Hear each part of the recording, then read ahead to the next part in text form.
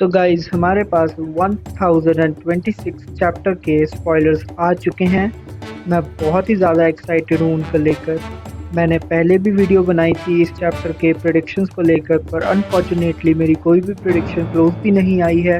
पर अभी भी हम कुछ ठीक से नहीं कह सकते हैं क्योंकि ये सिर्फ छोटे से स्पॉयलर्स हैं और पूरे चैप्टर में हम क्या देखेंगे अभी हमें कुछ नहीं पता। तो चलिए देखते हैं इन स्पॉयलर्स में हमें क्या मिला है। तो जो पहली चीज़ हमें देखने को मिली है वो है इस चैप्टर का नाम। इस चैप्टर का नाम है the decisive battle.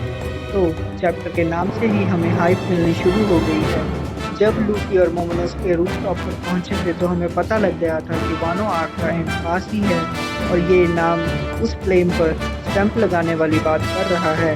The decisive battle और the battle which will decide Wano's fate। मैं इस चीज़ पर जितना भी एम्फोसाइज करूँ तो कम है। मुझे लगता है कि इस चैप्टर में हमें एंड बैटल का ग्लिम्स मिलेगा, पर ये फाइट अभी काफ़ी लंबी चलेगी। तो जो सेकंड रिवील हमें 1026 को लेकर मिला है वो है कि काइडो अपनी बोलो ब्रेथ यानी कि ब्लास्ट ब्रेथ यूज़ करता है मोमोनोसुके की तरफ एम करके, और मोमो उसे काफ़ी मुश्किल से ही सही पर डॉज कर पाता है। तो मैंने इसमें जिस डिटेल पर हमको फोकस करना चाहिए वो है कि मोमो काइडो के सामने स्टैंड कर रहा है। मैंने अपनी प्रेडिक्शंस वाली वीडियो में भी कहा था कि काइडो मोमो का one of the biggest fear है और ऐसी चीज़ को ओवरकम करना इतना आसान नहीं होता। तो it's a big step up for momo और शायद वो काउंटर अटैक भी करे। तो let's hope for the best.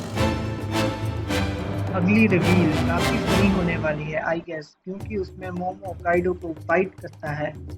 मैं काउंटर अटैक के बारे में बात कर ही रहा था कि ये हो गया, पर वो अपने डेविल सूट की पावर यूज नहीं करता but uses a physical attack. और इसमें ये भी लिखा है कि काइडो पेन के कारण स्क्रीम करता है। तो this will be interesting plan because सिर्फ एक बंदा ही काइडो को आज तक ग्रेव इंजरी देने में कामयाब हुआ है और वो था गोजुकी Odin.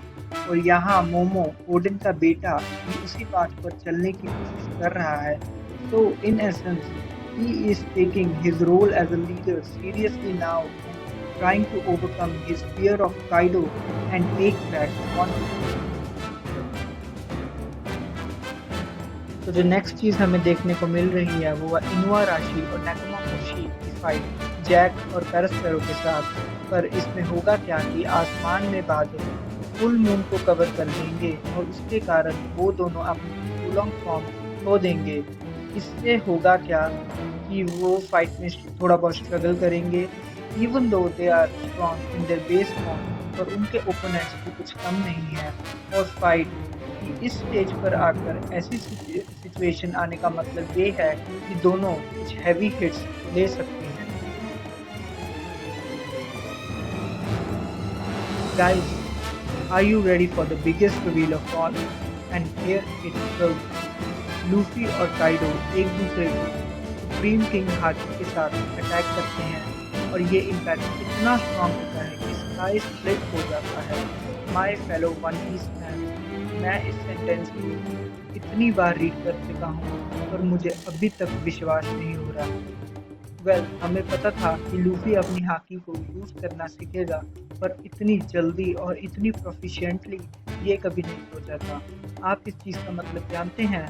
Luffy officially One Piece का टॉप टियर कैरेक्टर बन चुका है and he is now in the league of people like Roger, Whitebeard, Shanks, Big Mom, Kaido and maybe Blackbeard. To be honest, मैं expect कर रहा था कि Luffy जैसे तैसे काइडो को हरा देगा और फिर बाद में अपनी हाकी को इम्प्रूव करेगा, बट ओडा सेंसे है डिफरेंट प्लान्स और मैं बस इस चैप्टर की वेट के अलावा कुछ नहीं कर सकता।